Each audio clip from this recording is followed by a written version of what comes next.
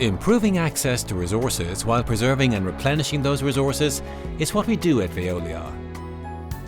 Each day we manage landfill sites for non-hazardous waste and collect the biogas they produce. By transforming this biogas into electricity and heat, we turn waste into a significant source of renewable energy.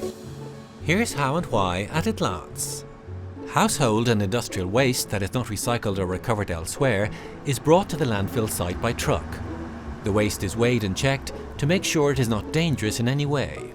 It is then taken to a landfill cell. The design and location of these cells are thoroughly studied beforehand to make sure the environment is protected. Depending on the nature of the ground, the base and sides of each cell may be reinforced with an impermeable mineral layer. Then the cell is lined with watertight membranes to keep the waste mass contained. Waste is deposited in a cell in operation, then spread out and compacted. This operation is repeated, so the layers become increasingly dense as they accumulate. The rainwater that percolates through the waste forms a liquid known as leachate, which is drained off and treated. After a cell is filled to capacity, it is closed and covered with a layer of soil that is planted to ensure the site blends into its natural surroundings. The cell's environmental impact is monitored for several decades.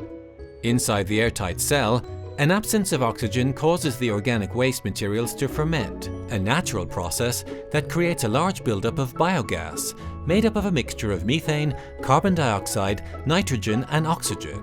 This biogas is captured by a network of vertical and horizontal wells that crisscross the layers of waste. It can then be used in a local industrial process or conveyed to a cogeneration plant. Next, the biogas is purified before being burned to fuel combustion engines.